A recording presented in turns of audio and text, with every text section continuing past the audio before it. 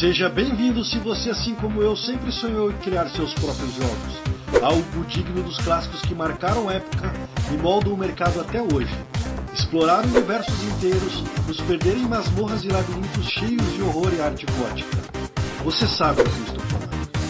Mas o caminho nem sempre é simples. No meio do processo a gente se depara com bugs, erros de lógica e aquelas telas pretas que parecem não ter fim. É exatamente essa experiência que eu quero compartilhar hoje. Vou te mostrar como estou desenvolvendo meu jogo de browser, quais frameworks estou usando, como eu iniciei e organizei meu projeto e o uso das IAs sendo minhas aliadas ou não para transformar esses erros em progresso real.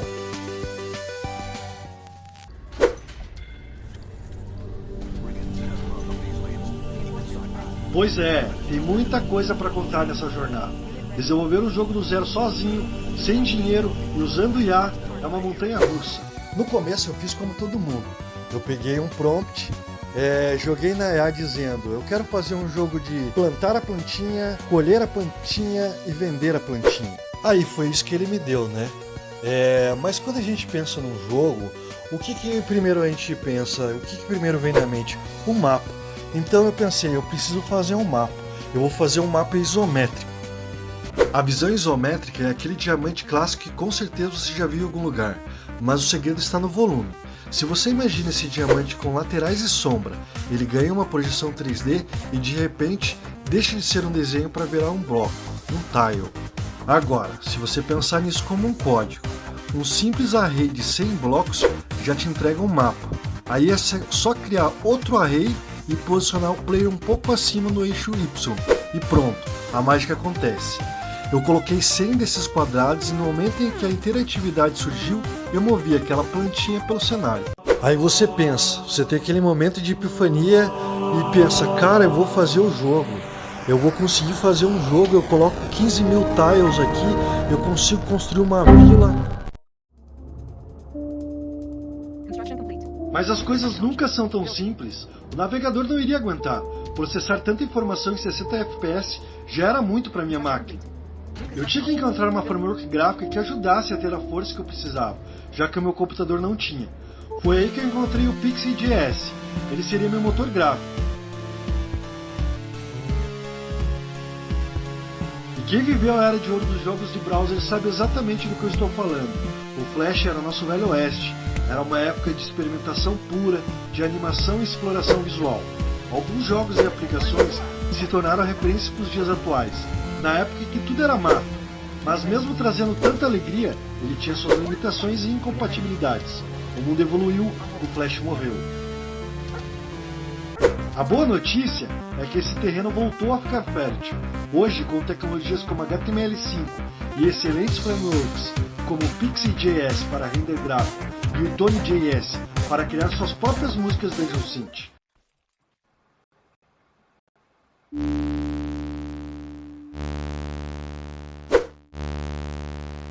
Especialista em renderização gráfica, o Web GPU nos permite uma abordagem direta acessando todo o potencial da placa de vídeo GPU.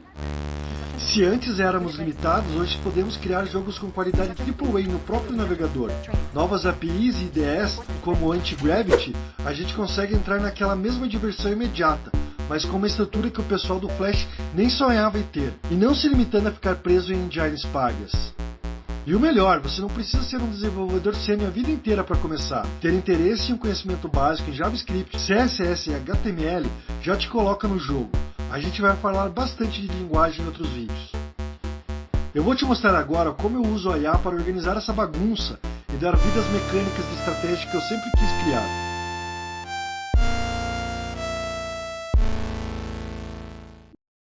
Eu já tinha um nome, já tinha uma ideia, mas quando comecei a botar no código, tudo virou uma bagunça. E fim tudo, se o player leva dano, atualiza o HP, toca som, mostra partículas, chega o game over, virou um monstro, impossível de manter.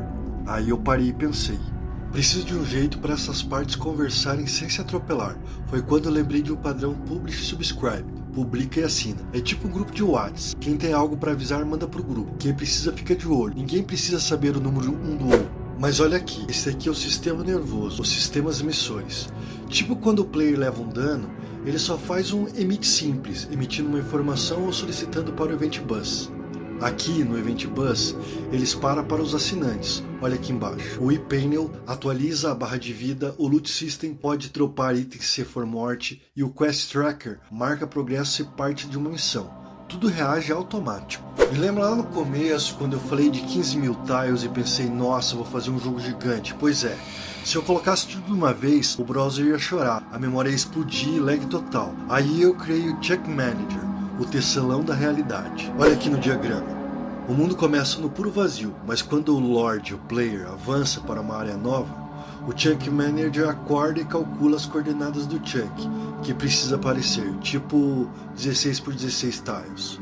Se aquele Chunk de terreno ainda não existe, ele pede para o Perlin Noise gerar o ruído, aquela textura fractal do vazio.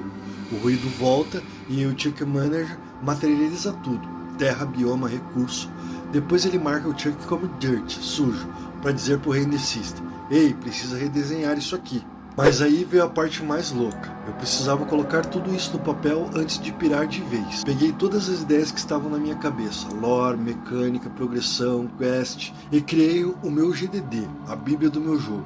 Olha só, hoje o jogo tem 72 guests detalhadas e 3 biomas com lore visceral, progressão de dificuldade crescente, chefões épicos que são o espelho da decomposição e um monte de sistema, como economia, sede, corrupção do vazio. Tudo que eu imaginei virou texto, mecânica e trigger.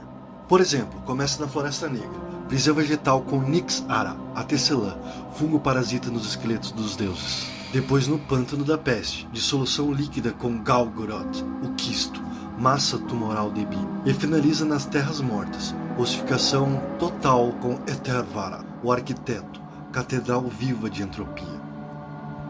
Aqui você vê na prática os dois conceitos. Populei o mapa com 1000 serums e vamos ver como o mapa se comporta com a criação.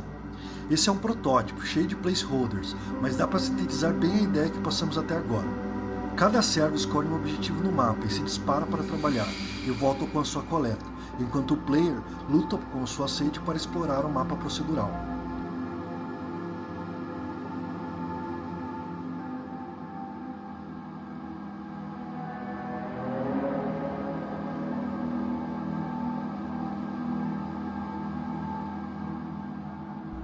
A ideia nesse vídeo é a gente poder ver como realmente utilizar as ferramentas atuais de maneira mais eficiente para desenvolver o protótipo ou a sua ideia inicial.